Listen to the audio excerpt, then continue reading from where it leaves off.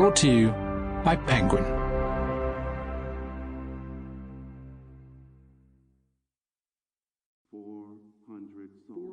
Four hundred souls. 400 souls. 400 souls. 400 souls. 400 Souls. A Community History of African America, 1619 to 2019. Edited by Ibram X. Kendi and Keisha N. Blaine. Read for you by a full cast. This is Ibram X. Kendi.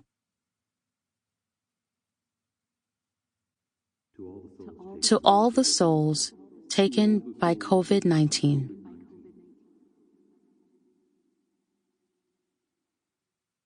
A Community of Souls.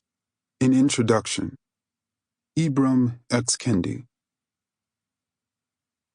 In August 1619, when the 20 Negroes stepped off the ship White Lion and saw the British faces, they didn't know.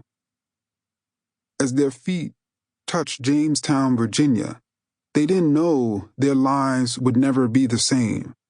They didn't know they would never see their community again. Maybe they did remember the waters on the other side of the Atlantic Ocean surging into the Kwanzaa River that flowed into their West African homeland. Maybe they did not, too weary from the Middle Passage to picture Ndongo.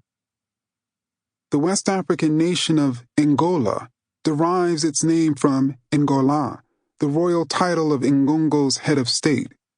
The 20 Ndongo people who arrived in Jamestown in August 1619 had likely been seized in a slave raid earlier that year in modern-day Angola and brought to the Portuguese port colony of Luanda, unaware that they were pregnant with a new community.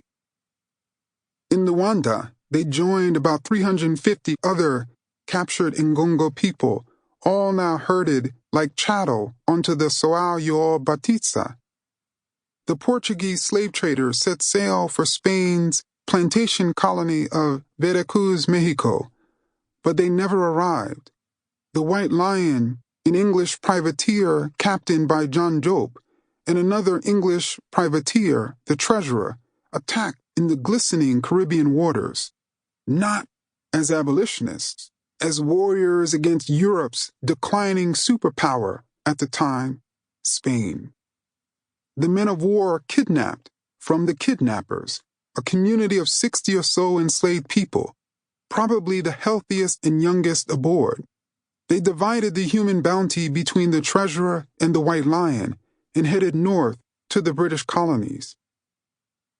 The 20 or so Ndongo people went into labor as the White Lion sailed up the Atlantic.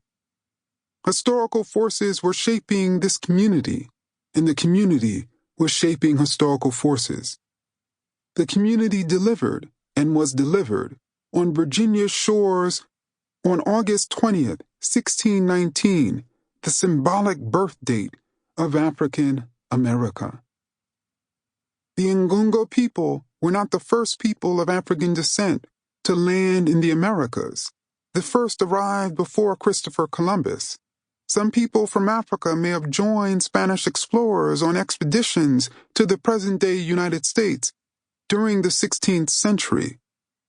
A revolt of enslaved Africans prevented Spanish slaveholders from establishing plantations in current-day South Carolina in 1526.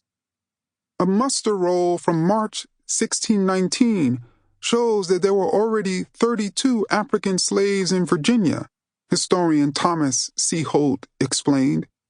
But no one knows how or when they arrived. No one knows the precise birth date of African America. Perhaps no one is supposed to know. African America is like the enslaved woman who tragically never knew exactly when she was born.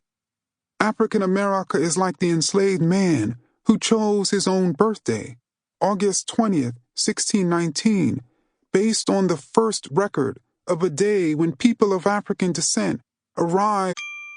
Sample complete. Ready to continue?